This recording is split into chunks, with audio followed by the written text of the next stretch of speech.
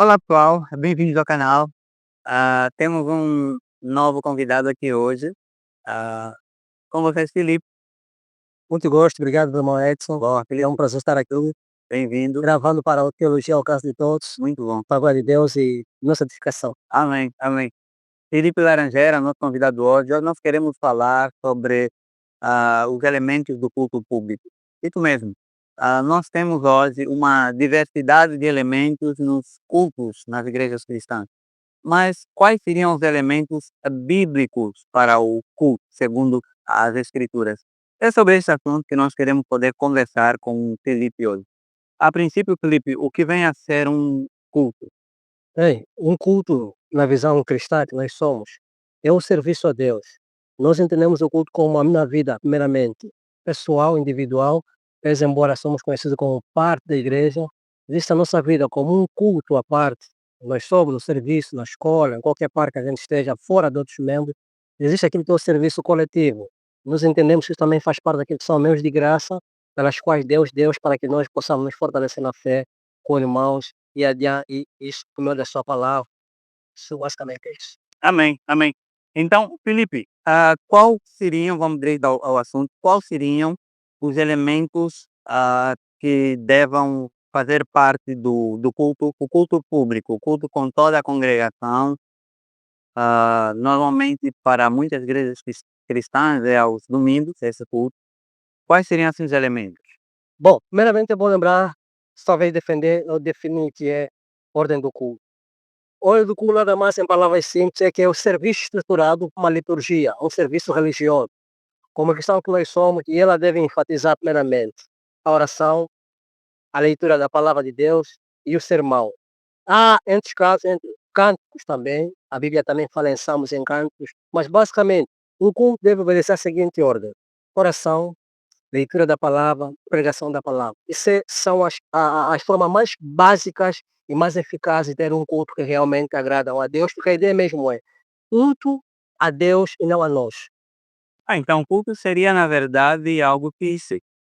Hoje em dia, por exemplo, os cultos têm a ser longos, exaustivos e cheios de elementos que não ficasse aqui.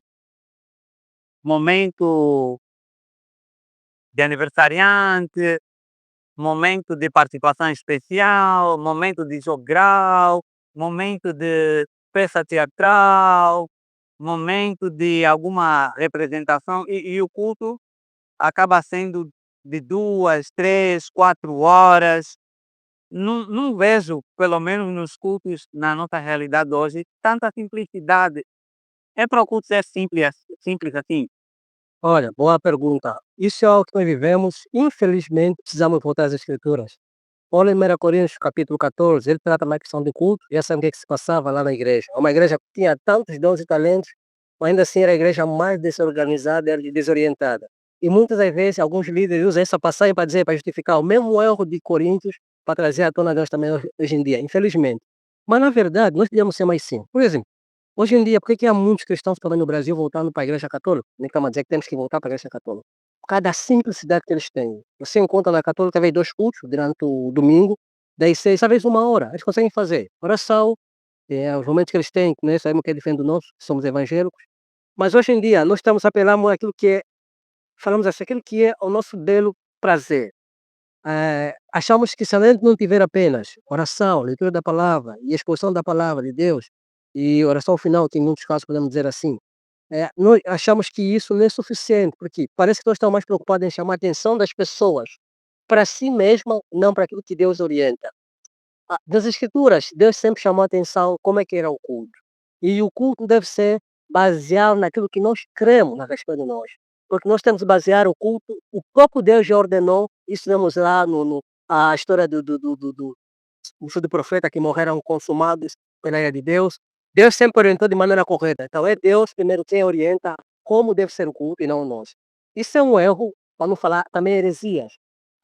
Adicionar elementos no cultos que não são meios de graça, porque a pergunta é: por que eu devo adicionar elementos como dança, né, jogral, vamos falar, coreografia, que é isso tudo, ou ainda que é falaste de participações especiais. Isso são as influências externas que temos bebido de outras religiões. Principalmente no movimento neopentecostal, Jardim de lá, ou pentecostal, com todo o respeito, nós temos irmãos pentecostais, não falamos isso de forma ofensiva, mas olhamos para aquilo que é ofensivo à palavra de Deus. Então, nós tiramos esses elementos, não são até elementos como, eu vou dizer assim, como invenções de forma de fazer algo que fosse agradar o nosso próprio ego. Mas biblicamente é errado fazer isso. Porque, primeiramente, se nós somos uma igreja que se baseia nos princípios que os apóstolos passaram, você vai a Atos 2:42, o que é que eles tinham em comum? Coisas básicas, era simples. Por que é que não somos simples? Porque achamos que se a gente apenas pregar o evangelho e fazer oração, não será algo tão proveitoso. Nós estamos mais preocupados com as pessoas que é que vão achar, do que realmente é que Deus diz na sua palavra. Infelizmente aí, isso é um mal que temos combatido e vamos continuar a afirmar isso que é um pecado, porque tudo que a gente faz sem fé é pecado. E isso não aumenta a nossa maturidade cristã em nenhum momento, nem em nenhuma circunstância. Então podemos para dizer que nos nossos dias há essa intenção de cultuarmos para nós mesmos, isso é, fazermos um culto para agradar as pessoas, como se a gente estivesse a servi-las na mesa, do que necessariamente a agradar ou adorar a Deus. Sim, as pessoas usam muito a expressão: "Olha, é cultural isso", que já é hábito, porque o que é cultura? São hábitos que as pessoas vão fazendo ao longo do tempo, ela se prática, depois vão passando nas pessoas. Mas a grande questão é, o crente sério deve fazer a seguinte questão, e eu falo isso porque eu vou usar uma palavra do meu irmão Mongo, ele fala muito assim: "As escrituras dizem isso mesmo, tem que ser assim?" Porque hoje em dia o nosso arbítrio, né, a palavra de Deus é o nosso arbítrio, deve revelar o nosso coração, devia ser assim: "Isso que eu estou a fazer, esse elemento do culto, em que parte da Bíblia está escrito? Quais são as orientações?" Pese embora a Bíblia não é um conjunto de regras, não é? Ela não dá certas orientações de forma clara, mas isso é claro na Escritura. Se não tem, então não é orientado. Então, tudo que é feito fora daquilo que as Escrituras dizem, ou ainda de forma hipotética, não vem a dizer, é pecado. E nós muitas vezes fizemos isso, porque a pergunta é: você consegue observar nas igrejas, nos cultos dominicais, principalmente, como é que acontece? Vê o tempo que nós dedicamos à oração. Vê o tempo que nós dedicamos à leitura da palavra ou cântico. Temos cantor cristão, temos hora para cristão, ou temos hinos ou canções, por assim dizer, mas sejam bíblicas. E olha o tempo que é dedicado à pregação da palavra de Deus, ou como ela é exposta. São muitos erros. Muitas coisas têm passado de maneira despercebida para quem está desatento. Mas a orientação clara é: não podemos, como diz Apocalipse, adicionar aquilo nas escrituras ou num culto público, porque ele não é para nossa própria, nem obra nossa, ou seja, o culto não é de origem de nós. O culto parte da origem do próprio Deus. E sendo Deus é a pessoa mais importante no culto, por isso nós não temos convidado especial no culto, por isso é que nós não temos coreografia. E até o fato interessante é que a gente usa agora a palavra gospel só para tentar fazer aquilo que o mundo faz. Você vê, né, Kuduro Gospel, né, eh, Rap Gospel. Mas por que usar essa nomenclatura? Faça alguma coisa. Nós cristãos temos valores acima do que são morais, mas acima de tudo o que prevalece é o que a escritura diz, naquilo que eu penso. Devemos fazer é trabalhar com as igrejas que já entenderam que agir é errado e nós trabalhar em parceria para também crescermos juntos no temor do Senhor, porque verdadeiramente o culto é isso. Se quiser falar culto isso, né, 5, quando estiver na presença do Senhor, fale com e Eclesiastes, como falar Salomão, foi sábio a dizer isso, porque ele sabia, tal como no tempo antigo só era feito, ah, nós também hoje temos essa dificuldade, entender o que é culto, quais são os elementos do culto. Então a palavra de ordem aqui é: somente a glória de Deus, não dos homens. Só a glória de Deus e não dos homens. Então, nesse caso, o culto não devia ser dirigido a nós, mas a Deus.